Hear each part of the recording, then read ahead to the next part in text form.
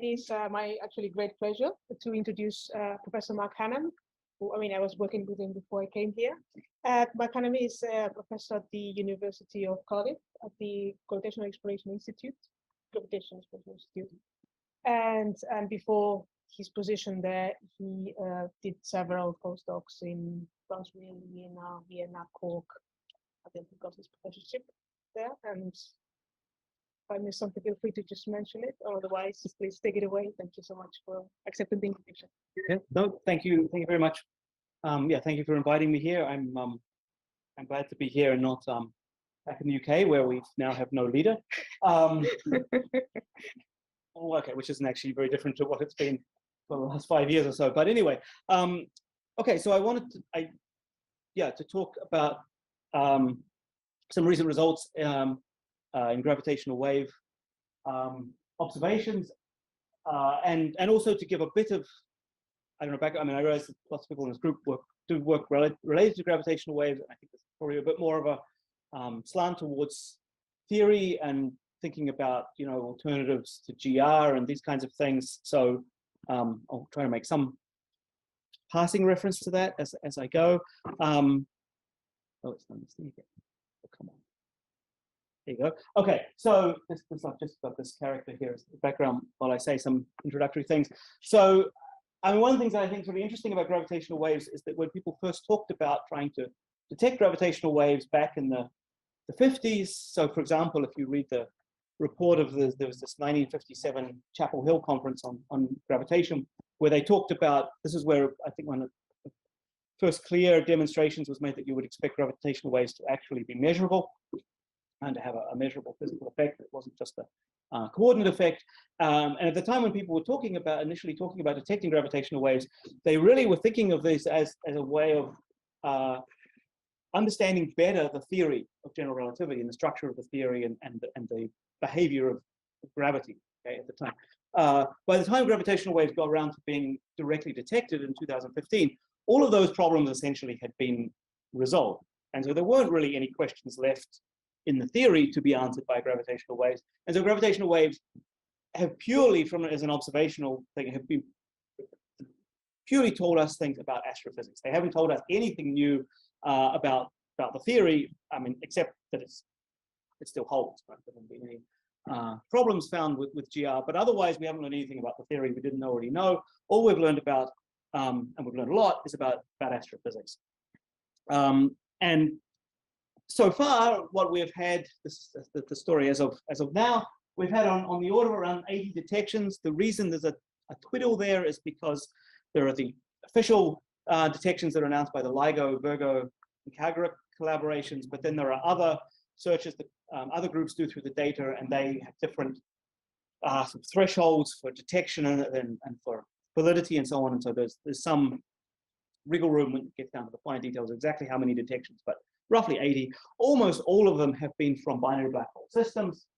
There's been one, obviously, really notable multi-messenger binary neutron star system, 1708-17, which for people like me who study binary black holes, it's somewhat irritating that there's this one system which has this huge amount of scientific information in it, and people are still writing papers and still trying to understand all of the, what was going on in the mechanism of this one binary neutron star mergers. With binary black holes, essentially we know the physics, so we just kind of read off the results and then we think about the actual physics. But okay, and then there's been some neutron star black hole binaries, again with a twiddle there. There have been two detections that are completely stated as being neutron star black hole, but there was one binary black hole system with a very large mass ratio where the smaller object could be a neutron star, it could be a black hole, it's not clear. So, okay, so some twiddles there.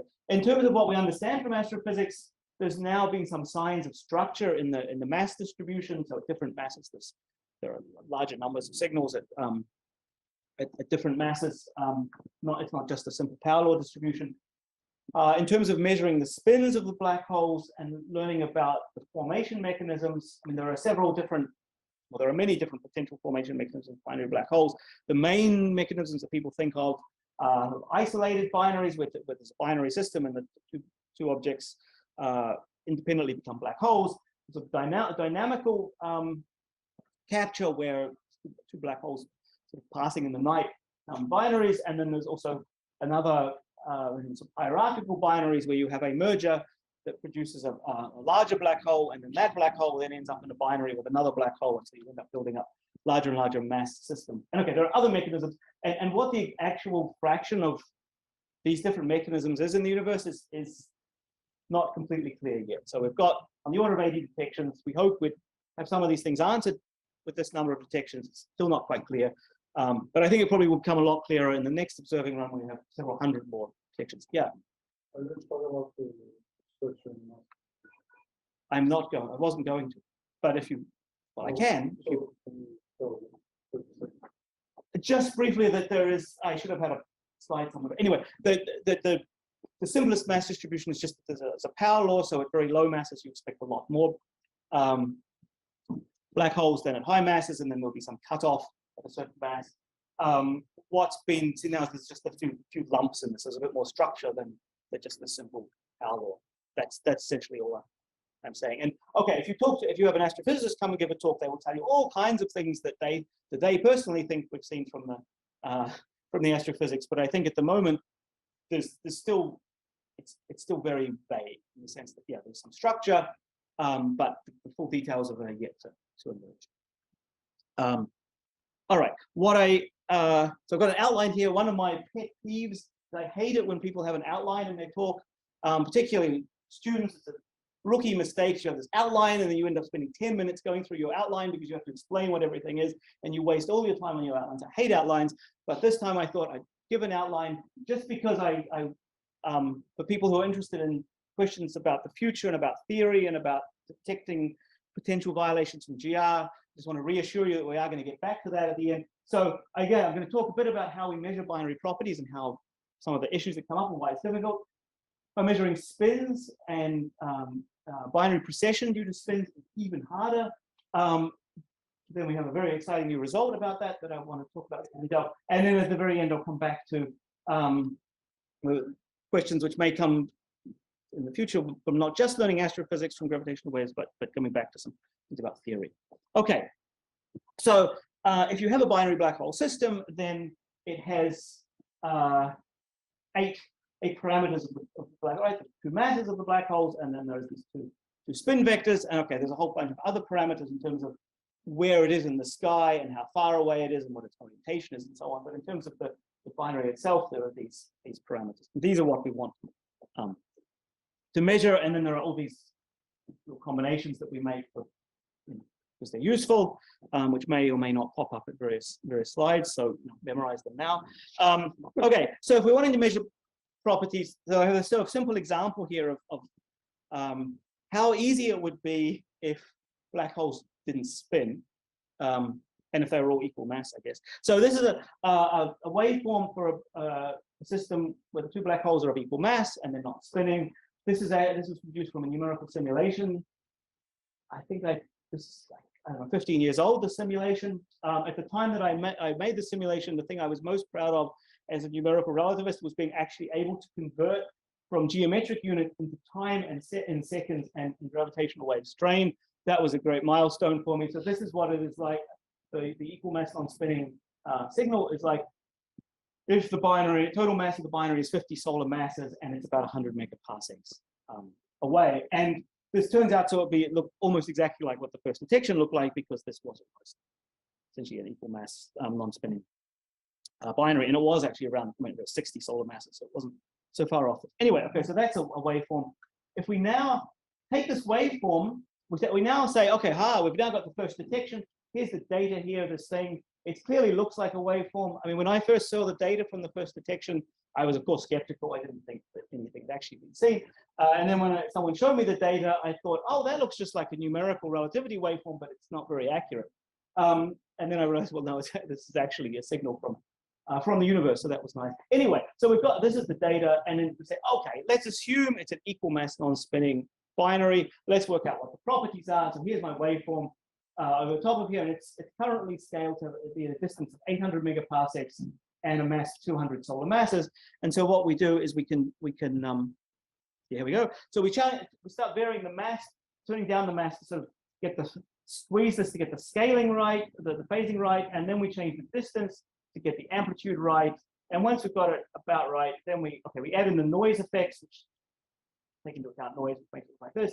And then we get a pretty good match, and it's about 65 solar masses in total, and it's about 420 megaparsecs away. And so if you're assuming that your system is equal mass and non-spinning, you can just take one of these waveforms and stretch it for different masses, and then change its amplitude for different distances and make it match up to the phasor. And then you'll get what the properties are.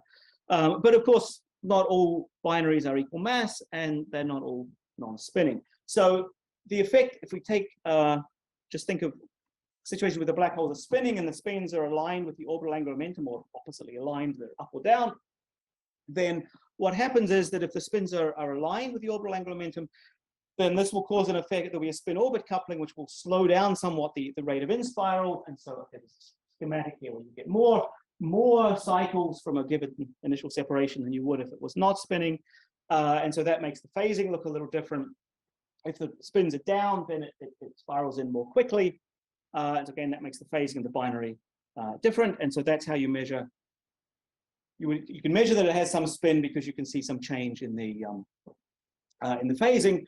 You can also get some change in the phasing by changing the mass ratio. And so you end up with a partial degeneracy between mass ratio and spin, which makes it a little hard to measure these things, but somewhat we can measure them. The other thing that confuses things is that we don't measure very well the individual spins. The main effect on this phasing comes from a sum of the spins. It's really a mass-weighted sum of the spins. And that's what we can measure. I mean, apart from its somewhat degeneracy with mass ratio, that's the thing that we measure. So if we look at, for example, the first detection, then okay, here are the measurements of the masses, right? So it's sort of what, 35 and 30-ish solar masses with some, okay, these dashed lines are the confidence intervals. So these are 90% confidence intervals. So that's the your measurements of the masses. That's fine. If you then go over to the spins, we measure this effective spin, this weighted sum of the spins, mass weighted sum of the spins. We measure this pretty well, right? So it's sort of 0 plus or minus 0.1 or 0.2 or so. Okay, so we can measure the spin, this sum of the spins, but we can't measure the individual spins. And the reason that that's annoying is because with an equal mass binary, okay, they both appear equally here. So to get 0, well, okay, the two spins could be 0. They could also just be equal and opposite, right? So I could have two extreme spin black holes, which would be pretty exciting, and the spins could cancel out, and it would still look like 0. And we have this paper from, okay, this was around the time of the detection, but this was something we worked on before that, where we were just looking at how this would play out. And so if you have a bunch of different binaries, okay, they're all 50 solar mass, they're all equal spins, but they're different, and this is an equal mass as well. Okay, so if you have them where they've got 0 spin, well, you can measure, that the individual spins could actually be anything. Okay, you measure this effective spin, the sum of the spins very well, but you don't measure the individual spin. The only way you can measure the individual spins is if the spins are so high that you end up in this corner here, then just because of the limits of the parameter space, you end up being able to make a measurement. But that's only because you've got this limit of extreme spin, and the only way you can get the sum of the spins to be so high is if they're both high spins, or if they're both large negative spins. But if they're small spin, if you've got a small effective spin here, then you just don't know anything about the spins. So measuring the individual spins is difficult, and as I said, there's also this partial degeneracy with the mass ratio. So yeah, you need loud signals to be able to measure things. And really, if you want to measure, you can measure both spins if you have a loud enough signal. So if the SNR is about 100 or more, you could start to break this degeneracy and measure both spins. But the highest SNR we've had for a binary black hole so far is about 27. So we've got some way to go before we can measure individual spins. Okay, the other effect that happens with the spins is orbital precession. So here, if you've got Newtonian gravity, if you had Newtonian gravity, then you would have that all of these different angular momenta will be conserved, right? So the orbital angular momentum of the system is conserved, and the spin angular momentum of the two objects is conserved, so as orbits, okay, they all orbit, this thing behaves like a gyroscope, it stays in a fixed direction and everything's fine. Okay. In general relativity, you'll get spin orbit and spin-spin couplings, which mean that you end up with this precession effect where as the spins go around, as the black holes go around, the spin will precess and the orbital angular momentum will precess such that the quantity that stays roughly constant is the total angular momentum. Okay, you do lose some angular momentum for gravitational radiation, but to a good approximation, the total angular momentum stays in a pretty much fixed direction, and it's the orbital angular momentum that precesses around it. The whole orbital plane wobbles, and the spin angular momentum precesses in the opposite direction, such that J stays in the same direction. So you will have this precession effect, and this is a purely relativistic effect, and this wouldn't happen if it was Newtonian gravity.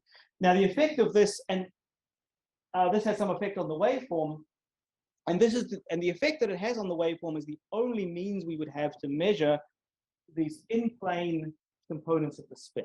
Okay, if the spins are aligned, then this doesn't happen. This only happens because we have some spin lying in the orbital plane, and the only way to measure that component of the spin, and therefore to get a complete measure of the spin of the black hole, is to be able to pick out this precession effect. But it's a very subtle effect, particularly if you're face on to the binary. By face on it, sorry, I mean if you're looking in this direction, in this J direction, you're looking down on the binary, it's very, very hard to see the precession. And as an example here of these are two numerical relativity waveforms. This is an equal mass system that has no precession, and this is an equal mass system that does have precession. And if you look at, you can see this a slight modulation of the amplitude in there, but it's very, very weak. All right. And so if you think back to these data, you can't tell. All right. So there could be precession in here, it could just be noise. Right. So it's very hard to measure precession, and therefore it's very hard to measure completely the spins. Okay. And so if your astrophysics or your beyond GR model or your whatever else requires extremely accurate measurements of both spins, then your model is going to last quite a bit longer before it gets disproven. So you'll be happy. Yeah.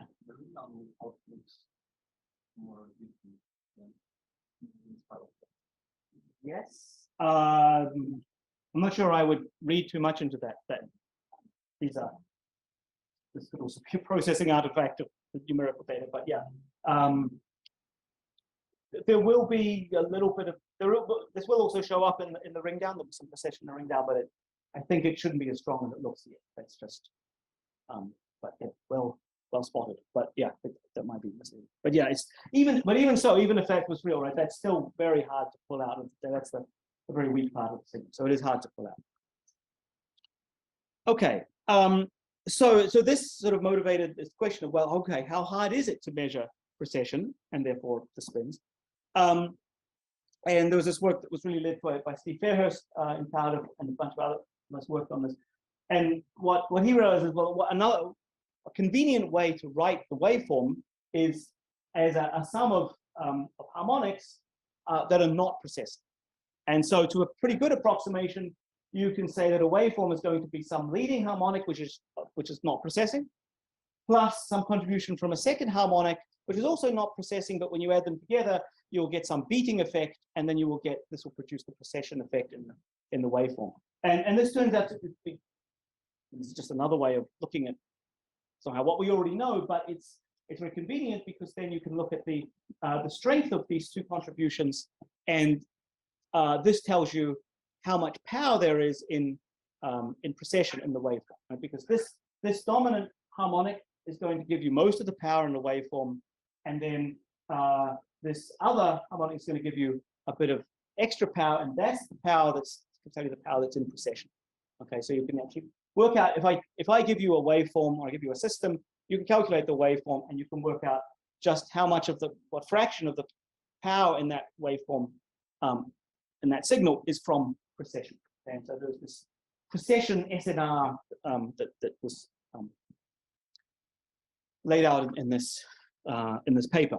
Okay, and what we then went and did is this was back when we had the first 2 observing runs, so there were only about 10 detections, which is nice because you fit them all on a plot. And we went to look. So here, okay, this is a bit. I'm not sure how easy to measure. Read this plot. Anyway, this is the.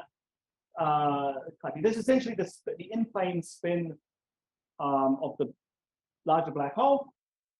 The measurement from different observations, and you can see it's pretty. Well, you'll always look like you've measured something because there is a prior expectation to the measurements which peaks at a non-zero value.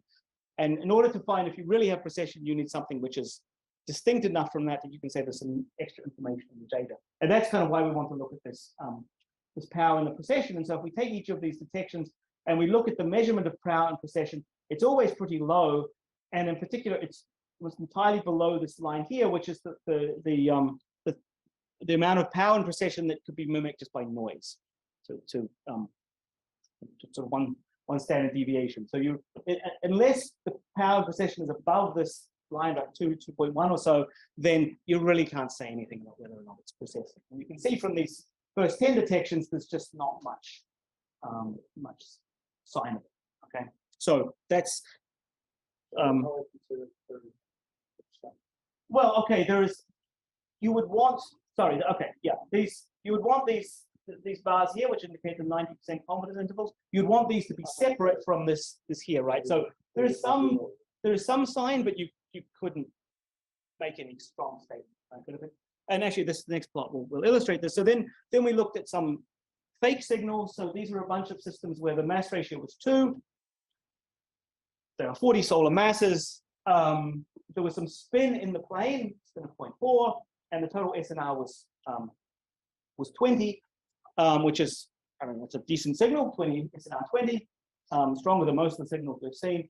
And then we looked at what happens at different inclinations of the binary. Okay? So if the binary has got it's close to face on, like it's 18 degrees here or whatever, it's not, you're looking at it pretty much face on or face off from the other side, then the power in precession on it here is that you can measure is very small. Okay, the system is actually precessing, but the amount of power in precession in the signal that you measure is very weak. And so for these sort of face on and face off systems, you just can't tell it's precessing. If it's got a high inclination, so if it's around 90 degrees in particular, right, then you have a lot of power in precession. Right, the total power is 20. Right, it's now 20, but the bit of it that's in precession is quite high for these edge-on systems. And then you can definitely say that those things are precessing. No, you can get a little bit of power. So if the thing had really highest, sorry, that's 18 degrees. There's still a little, well, it will be worse than this, but it's not zero. It's not exactly zero. And in fact, if you had, SNR 200, you could measure it or whatever, but or a very high spins. But it's just there's just very, very subtle effect, and it's much more pronounced when these things are edge on. The bad news here, of course, is that if the system is edge on, is face on, then you get a lot more power because most of the power in the gravitational wave signal comes, along the axis essentially. And so if it's face on, you've got a stronger signal. And so just statistically speaking, most of the binaries you're going to observe are going to be close to face on because they're louder. Okay? And so much less likely to see an edge-on system. So it's basic story is it's hard to measure precession. Okay, and that kind of explains why we got through large numbers of observations without seeing precession, because you would assume astrophysically that some black holes are going to be spinning. If they are, depending on the formation mechanism, okay, the spins could be just isotropically distributed. They could be in any direction. And so if that's the case, then most binaries are going to have some precession, but it's going to be hard to measure because of this, of these effects. So yeah. Yeah. Mm-hmm.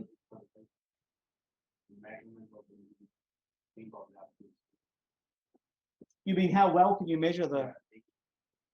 Well, no, you still can only measure these sort of combinations. But if you look over here, which is this one, these ones here, right? The true spin is 0.4 in this. Okay, fine here.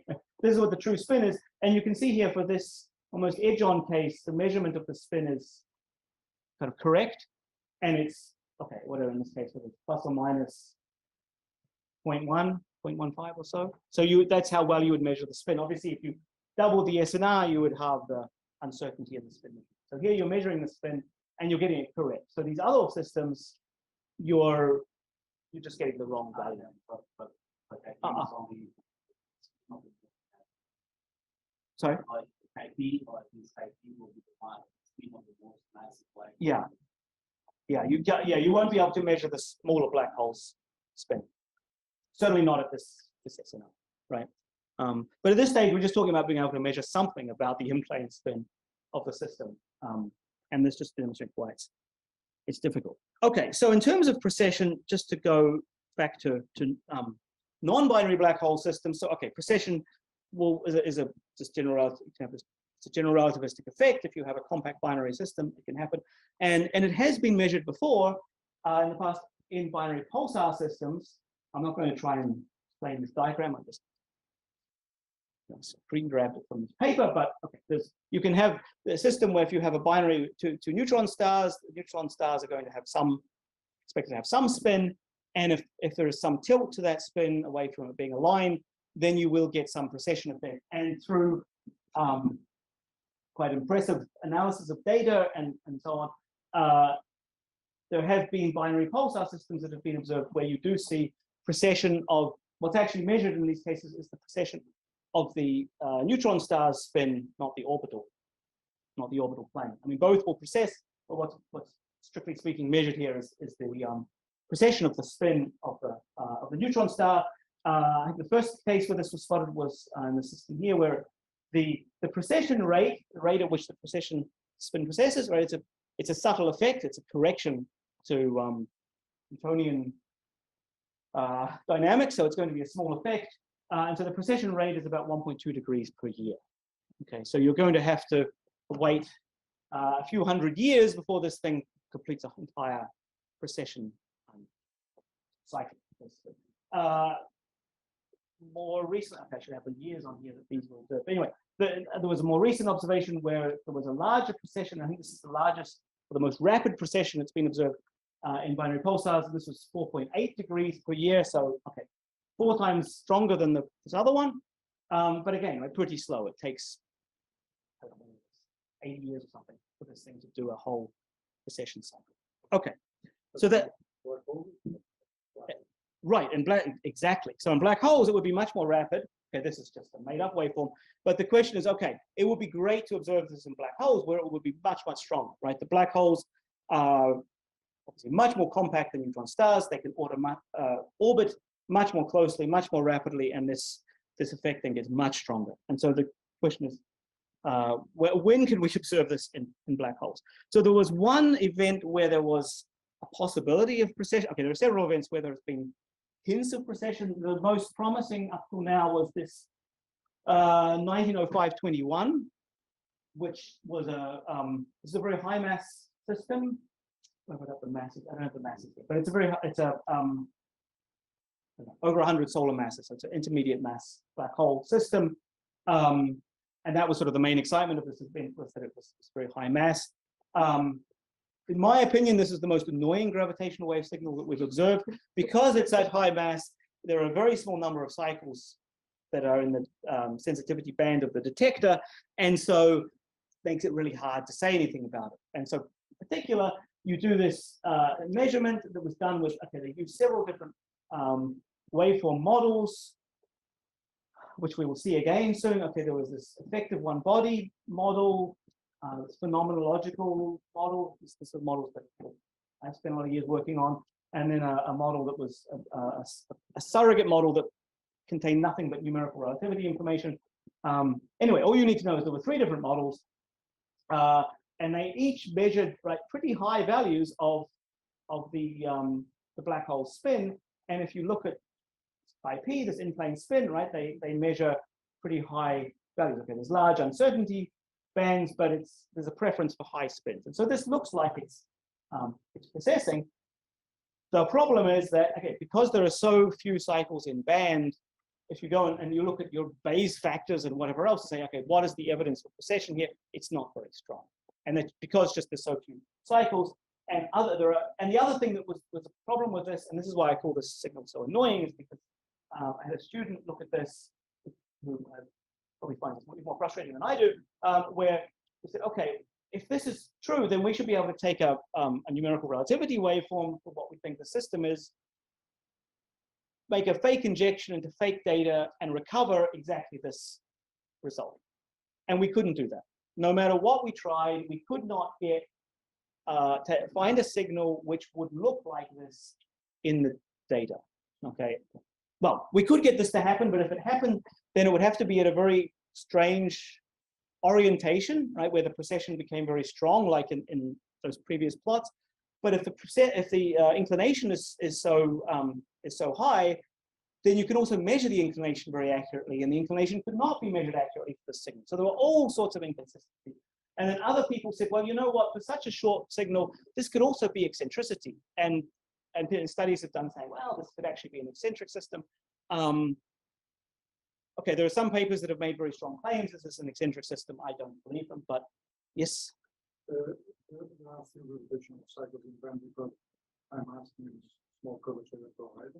The high masses just means at what frequencies the gravitational wave is at. So as you turn up the mass, then the merger happens at lower and lower frequencies, and so it just moves into the sensitivity band. Yeah, sorry, I should have explained that earlier. So if you had like a 400 solar mass system, you either wouldn't see it in the detectors, or you'd just see a little bit of a ring down. Okay? So because it's so high mass, you just only get a cycle or two before merger, and that's easy to mimic with all kinds of things. So maybe it's eccentric, maybe it's precessing, maybe it's precessing and eccentric. We don't know. So that's the frustration of that signal. Okay, but then we come to this a more recent signal, which is a signal 2001-29. This is the date it was observed. So this is 29th of January 2020. So this was, just before all hell broke loose with COVID. Anyway, but this was when this signal came through. And when this was eventually analyzed in detail, 18 months later or whenever it was that people recovered from the global madness, it was saying, okay, this signal was actually the loudest binary black hole signal so far. It had an SNR of 27. It got 60 solar masses. So similar mass to the first detection. Actually very similar. I mean, it's a little bit louder, but it's not so different. And in fact, when it was analyzed by one of the models, so there's this effective one body model with a very long name here. This model, when it was used, recovered essentially that this was an equal mass system and no precession. So it looked 1509-14 all over again. And that's the blue here. So if you look at the map, so everything's a bit small, but this is the spin on the larger black hole, and you can see it's, okay, it could be a decent value, but okay, there are prior effects in there. And the mass ratio peaks sort of close to 1. So it's most likely equal mass, and there's not much evidence of precession. Not really any. But then with this, there's this other model, this phenomenological model, which was also used on the system. And this says, well, this is actually could be, there's a lot of support for it to be unequal mass, but actually the support for both close to equal mass and unequal mass, which is sort of a sign something's going wrong, right? Because it's got to be one or the other.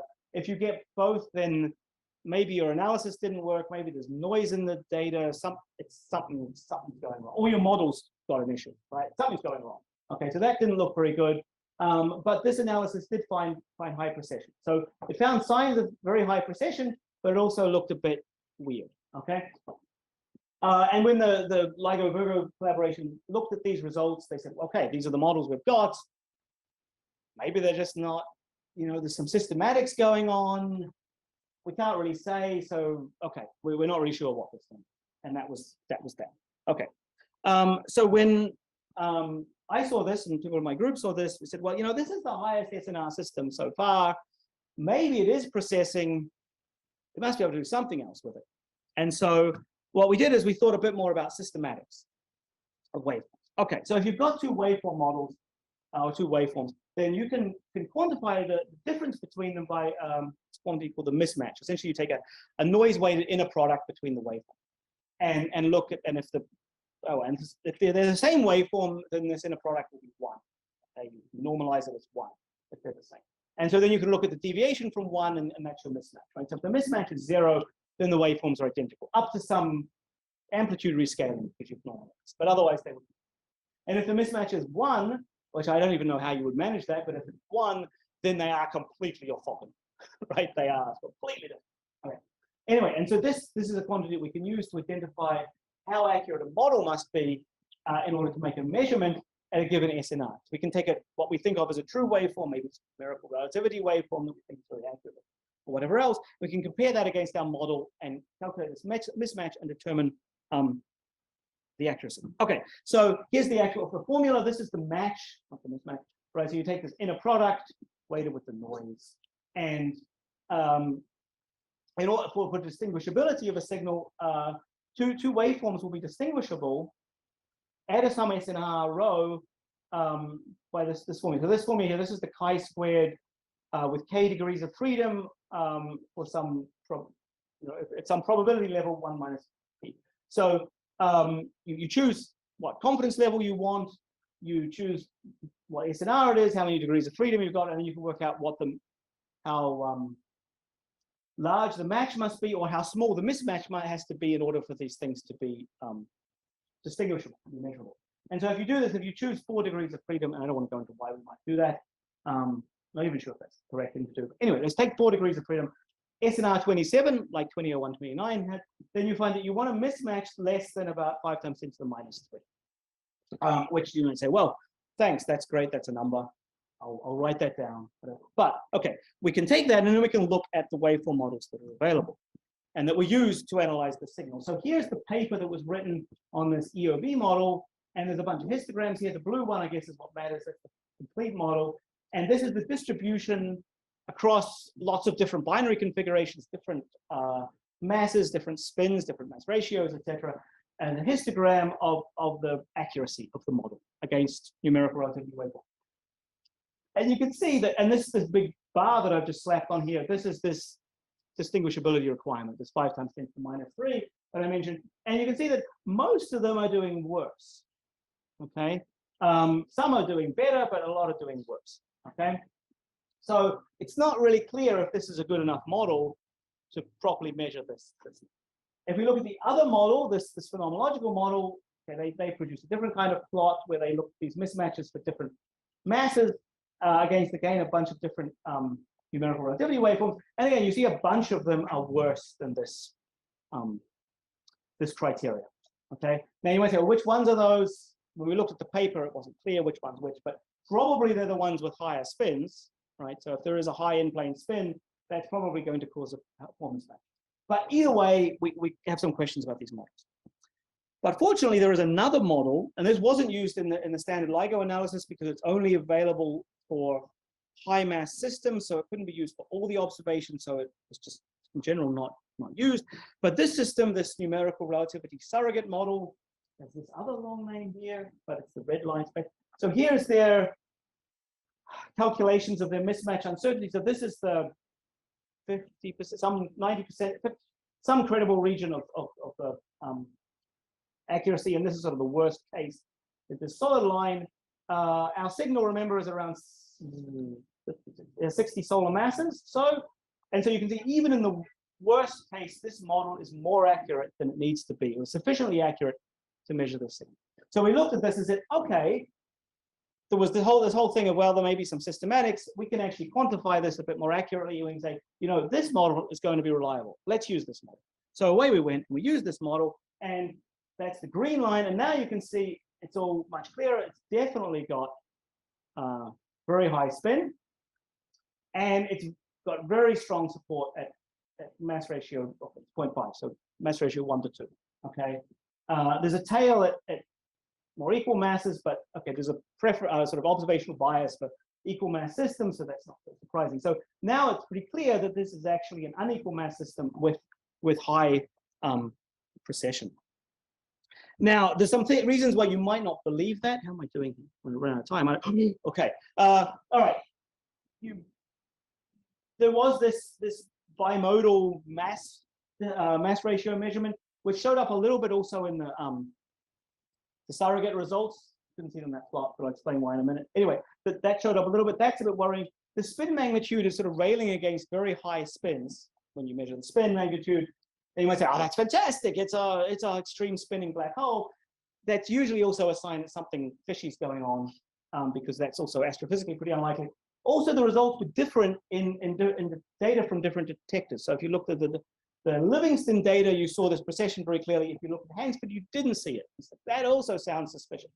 So in order to decide, okay, could this be a real signal? We said, okay, let's take a fake signal. Let's take the best measured parameters and inject them as a fake signal and see if we recover very similar results. Basically, the thing that didn't work for 1905-21. So we do this and we recover very similar results. So, okay, one of these is the data and one of them is the injection. This is the mass ratio. This is in the Hanford, Livingston, Virgo, all three detectors.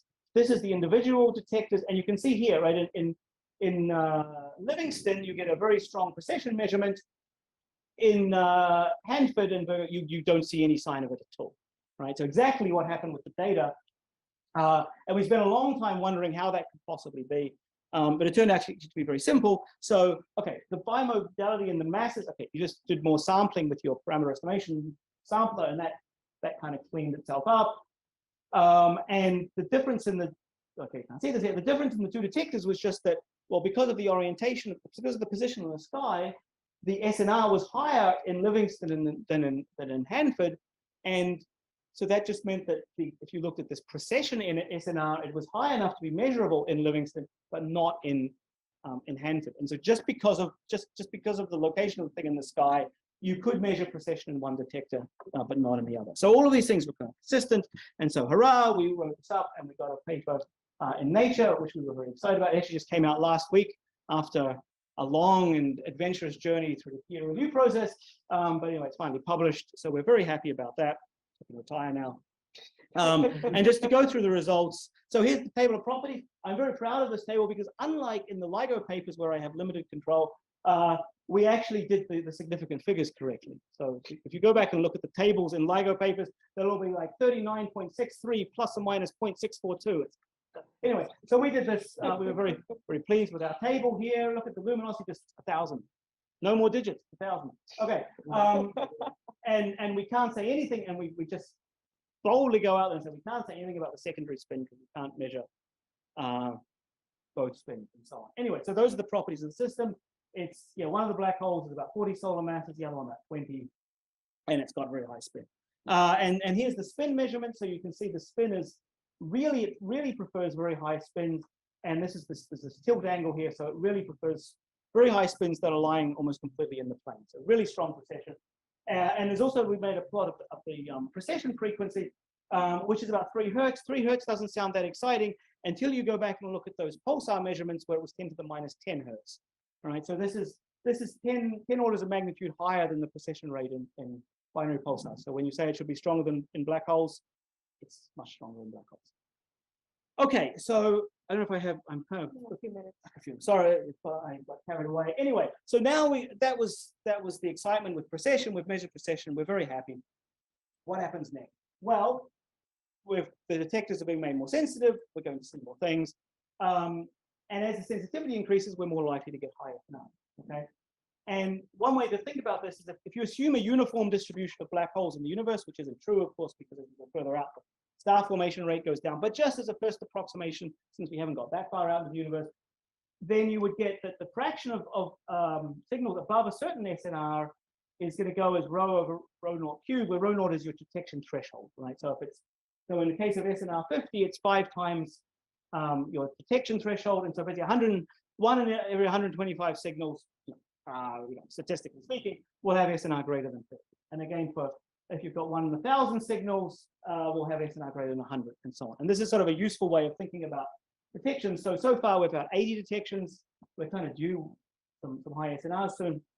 But you can see as the SNRs go up, you're also going to require more accuracy. And so for 04, okay, we'll get maybe 200 or 300 signals next year. So that's going to be fun. Likely several of them are going to have SNRs greater than 50. Okay, and so all the models that I talked about are probably not going to be quite accurate enough to do everything without any systematic errors. By the 2030s, we'll have got thousands of signals. So we'll have several with SNR greater than 100. And when we get to third generation detectors, which will be coming online in the middle of the 2030s, we're going to be able to, the strongest signals we'll find with those will have SNRs of 1,000. And then the question is, well, that's going to require mismatch errors of less than 10 to the minus 5, okay, for that. And if we look at our current NR waveforms, if you're confident, I mean, so if you're optimistic and you squint a little and you ignore something, then we've got an accuracy of about 10 to the minus 4. Our models are less accurate, 10 to the minus 3 if it's the surrogate, 10 to the minus 2 in general. So we've got a long way to go to get here. Now you might say, well, for astrophysics, do we really need lots of accuracy? I mean, astrophysicists like just having order of magnitude statements. Does it really matter? Well, okay, at some point here, maybe you're going to be doing good enough. If you want to test GR, if we haven't found a deviation of GR by the time we get to 3G detectors, then whatever is going on, whatever deviations are there, are going to be really subtle.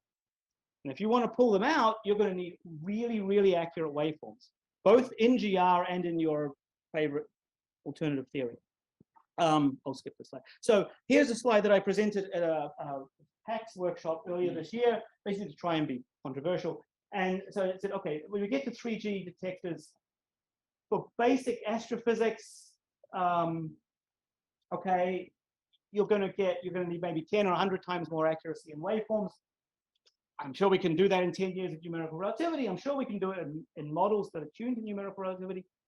For low mass systems where you need a lot of in-spiral and you have to rely on post-Newtonian theory, you can't just spend more money and get people to make more accurate post-Newtonian theory, right? It's not clear how many more orders and whatever else you'll need to get to a certain accuracy requirement in post-Newtonian theory. So that's a problem. High mass ratios, we still can't really do in numerical relativity, so there's a question about whether we're going to be able to do that. If you want completely accurate measurements, then it's getting even harder.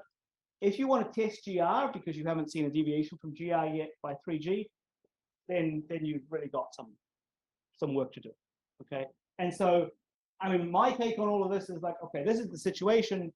I think we're at a point where either we convince someone to give us lots more money, and okay, obviously, Western civilization is rich and zooming along at the moment. What could go wrong? Or we have to actually start thinking about where our priorities are and where we want resources to go. Which I guess translates into, if you want money for your area, you're going to have to start, getting vicious to get money. But yeah, that's it. So there's a lot of work to do in improving numerical relativity and improving waveform models. And I mean, things like what Alex is working on with hyperboloidal slicing, this would help a lot in improving accuracy. So someone should really be showering money on that area. There's a number of other topics. I mean, a lot of these things, someone has to, and then I haven't even talked about binary neutron stars, right? Which is even harder, right? So either you decide you're going to spend billions on building these detectors and you're going to get, 80% of the science out of them you can, or you're going to shunt some of that money to the modeling so you can actually get all the science out that's in there. And so that's really where things are going to, something's going to have to happen over the next 10 years. All right. My other pet peeve in talks is I hate it when people say outlook, because outlook means a prediction, not like it's like a weather forecast. But there is actually a bit of prediction here, so I've got outlook. Anyway, so the summary is essentially, binary black hole models have been accurate enough so far, or until now, but now they're not quite accurate enough. For the first measurement of precession is an example where was actually also our first example really of systematics issues. It's not going to be the last of them. They're going to be more normal. And so over the next decade, we really need orders of magnitude improvement in numerical relativity accuracy. We also need to be able to extend numerical relativity to higher mass ratios. And we really need to think about what we would have to do to reliably identify deviations from GR if they're in the data. I mean, I don't think that there will be. I think GR is still going to be intact when I die.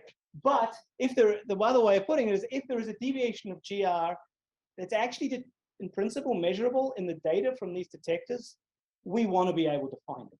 It would be crazy for it to just sit there unfound for decades. So we really want to be in the right place to be able to pull that stuff out. Okay, sorry I went so long, and I'm done.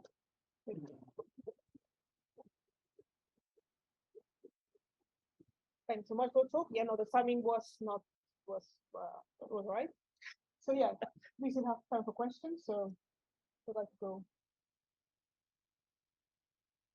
Yeah, I think that's it. Mismatch presented are for sort of parameter estimations for price. But not a question to detect the waveform. You need that kind of accuracy. No, detection's easy. You can just on the waveform and then wait for Q to improve. Sure. Yeah, that's no, that's true, right? You can. I mean, the thing about the other way of looking at these mismatches in terms of detection is you can then translate this into a fraction of signals you would lose. Okay, and if you, which again you sort of cube this match. So for these mismatches I'm talking about, or even with the data with the models we have now, we would lose a tiny fraction of signals. Don't really care. The real issue is just with measurement. And you're right, the data will sit there. We can wait until someone's produced more accurate models. I think so. I think that's fine if it's sort of like, well, we can't say everything we want to about this signal this year, but maybe we can next year. But when the time scale for numerical relativity development and model development is sort of decades, right? So when we first were able to do numerical relativity waveforms for binary black holes back in 2005, it was, I don't know, 5, 6, 7 years before we had our first processing model, right? So going from having numerical waveforms to having accurate models it's not overnight. And for a lot of these systems, we don't yet even have accurate enough numerical waveforms. I mean, I haven't talked about LISA. I don't know what to do with LISA. So LISA detector, right? So it's true the data will sit there, but I'm not sure you want to have to wait 10 years to get the information. So yeah. I agree with you that we will not see deviation from GR, but not because there are no deviations, because these objects are in scales that you cannot find for. Okay, sure. If those are the deviations you prefer, yeah. No, it doesn't. They have to be cosmological or point scale. Sure. Not that. Yeah. So it's So you would say, don't worry so much here. no, I would say that, well, it used to be, if there are, it would be totally negative. Sure. No, I think these are the kinds of discussions people have to have where they say, look, the case for there being a detectable deviation in gravitational waves from binary black holes is very, very small. So we will worry about making sure we've got enough accuracy to do the astrophysics, and then we will stop. Because we're talking, I mean, over here where you want to then produce models with all of your favorite theories, I mean, this is not something you just go away and do on a weekend. This is huge amounts of computational resources, huge numbers of sacrificed PhD students, right? This is a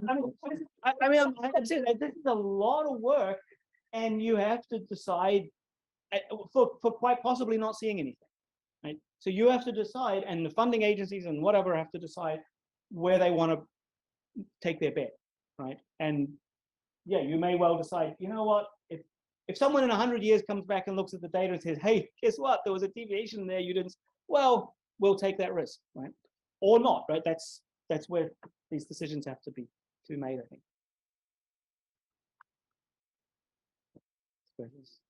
No one wants to make the case in the other direction. I mean, even if we don't detect the deviation from GR, it can impose some constraints. Sure. These are already more people still. Mm-hmm. Yeah, no, I think, I mean, well, my hope would be that you would be able to do a lot, certainly without models in particular theories. And we can do a lot in terms of just trying to find deviations from, what's the word, theory agnostic tests and these kinds of things, and all sorts of sort of other tests. And those are cheap in that sense. Doing numerical relativity and alternative theories is not cheap. So yeah, there are lots of novel ways of testing GR, and there is going to be, I mean, the amount of astrophysics that's going to come out of the next generation of detectors, it's going to be incredible, right? I mean, when I mentioned this mass distribution where we have this kind of somewhat uncertain picture of what's happening with 3G detectors, we will have a picture like that at each redshift, right? So we will see how that mass distribution varies through redshifts through the universe. We will have such a rich collection of data and information about the universe. There'll be plenty to do. There'll be plenty of work for everyone, right?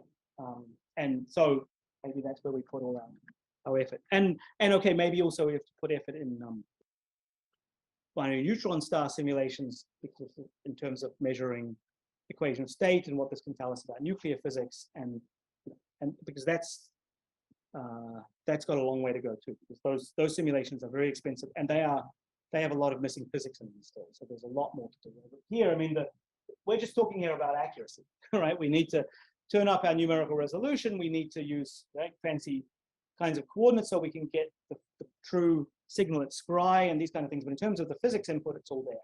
So that's, in that sense, we're in a good place compared to the matter people. No questions? And then maybe you have just 1 minute to ask one, is it? It would be no more, mostly from your point of view, regarding waveform modeling, what are the next steps? Or because you talked about precession, you also mentioned eccentricity. Well, from my experience, I mean, these things are still being modeled, there's still work to do, but what, from your perspective, is the most important missing part? Well, at the moment, I mean, now I think a lot of these effects have been, a lot of it is just more accuracy, but also, I mean, it's the efforts that it has turned out, for whatever reason, that making models that incorporate eccentricity is taking a long time. For, I mean, all sorts of, I think, technical reasons and things, but so we don't have a model that has, I mean, there isn't just a model where you can just run through all this data and say, okay, what's the limit on eccentricity? And we don't have any model that has eccentricity and precession. And so I think in the next few years, with several hundred detections, we're going to see, you know, if you have, well, you can argue about this, but if you have binaries that form in globular clusters, if they form close enough to merger, then they're likely to still have some noticeable eccentricity by the time they get to merger. So observing systems like that, or a population of systems like that, would tell you a huge amount about those kind of systems. Now, other people would say, okay, it's those are going to be very, very unlikely. So it's not so urgent. But to me, it seems a shame that we don't have models to be able to just go through the data and say, yeah, those systems are not in there. Right. So that's, I think in the next few years that needs to be dealt with. And then beyond that, I think it's just taking what we've got and making them much, much more accurate, much more complete, extending to longer. I mean, the NR input is still whatever, 10, 15 orbits before merger, doesn't go back further, which is where the sort of this comes from, right? That you would need improvements there. So yeah, there's a lot in that sense to do.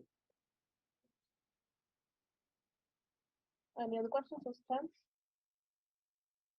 No? Okay, then let's take our speaker again. If you enjoyed the video, like and subscribe.